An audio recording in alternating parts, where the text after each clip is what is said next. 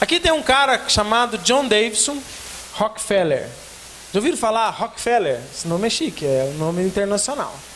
John Davison Rockefeller era um bilionário que viveu entre o ano de 1839 e 1937. John Rockefeller, ele começou a primeira vertente da cultura de morte. A primeira vertente, o que é essa vertente? São os metacapitalistas, os homens que tinham dinheiro, os grandes bilionários da história. John Rockefeller era um grande bilionário. E aí ele era batista, ele era cristão. E esse aqui é o pastor Frederick Gates. O pastor Frederick Gates um dia foi reunir com John Rockefeller e falou assim: meu filho, você tem dinheiro demais, você tem que ajudar as pessoas, você tem que dar seu dinheiro para os outros. E apresentou para ele um livro que foi escrito por um outro pastor, um livro que chamava O Evangelho da Riqueza. E aí John Rockefeller leu o Evangelho da Riqueza e falou: gente, realmente eu preciso demais ajudar as pessoas. E aí o que ele fez? Começou a criar obras sociais nos Estados Unidos e criou uma fundação chamada Fundação Rockefeller. E essa fundação existe até hoje, né? Ela começou no final do século, né? do século XIX, e no final do século XIX ela começou, e ela foi fazendo, por exemplo, ela começou a fazer vacinas nos Estados Unidos, porque o pessoal não tinha acesso a vacinas, educação para os negros nos Estados Unidos, porque existia um racismo muito grande. E aí John Rockefeller começou a investir naquilo, né? Só que aí foi passando de geração em geração. Pode passar, Max. O que aconteceu foi que Rockefeller III, porque lá eles são chiques demais, eles são tão ricos, tão tradicional, que teve o Rockefeller I, o Rockefeller II e o Rockefeller III. O Rockefeller III continuou com essa questão de ajuda humanitária, ajudando tudo. Só que ele esbarrou com uma coisa. Ele esbarrou com as guerras. Primeira Guerra Mundial foi uma catástrofe. Rockefeller III pensou assim: não adianta de nada a gente ajudar os outros e o povo fazer guerra. Não adianta de nada a gente fazer tanta filantropia e vem uma guerra. E a Primeira Guerra Mundial, gente, ela matou muita gente. Foi uma chacina imensa. E aí isso mexeu com os Rockefellers.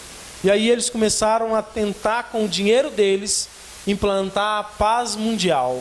Né? Vocês já ouviram disso, a paz mundial? Já viram o concurso de Miss? Pergunta para a Miss: o que você acha que é importante? Ela, a paz mundial.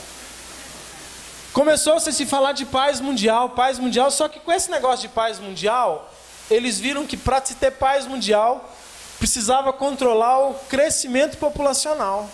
Precisava ter menos gente no mundo. Nós vamos diminuir o número de pessoas, porque aí a gente tem paz. Porque é fato, gente. Quanto mais gente, mais briga dá, não é verdade? Vai decidir uma coisa entre você e um amigo. É fácil. Vai decidir entre uma coisa entre você e 15 amigos. É mais difícil, certo? Então eles pensaram: vamos diminuir o número de pessoas para a gente implantar a paz mundial. E aí eles pensaram que para ter paz, precisava ter um governo único. Implantaram um único governo no mundo. Gente, isso tudo que eu estou falando para vocês, existem documentos nos estatutos, nos relatórios da Fundação Rockefeller, dizendo sobre isso. E aí eles pensaram: vamos implantar um governo único. Porque se tiver um governo único também tem guerra. Quem que briga com quem? Tem um cara lá na Coreia do Norte, soltando bomba, provocando o cara dos Estados Unidos. Nós não estamos vivendo isso hoje? Se fosse um governo só, não ia ter problema. Ia ter um governo, né? E aí, assim, era um governo que seria forte, multiculturalista e sem identidade nacionalista. Seria um governo que seria tranquilo. Ele ia, né? Aí eles iam tentar abolir a soberania das nações, ou seja, cada nação não teria tanto poder, pôr o governo mundial e controlar o crescimento populacional. Como que eles iam fazer isso? Implantando métodos contraceptivos e o aborto. Aí a coisa começa a ficar pesada. Eles queriam abolir a soberania das nações, criar um governo único e diminuir o número de gente. Para diminuir o número de gente, métodos contraceptivos e o aborto. Essa foi a ideia de Rockefeller III. Falou: não, nós vamos fazer isso acontecer e vamos lá. Pode passar, Max.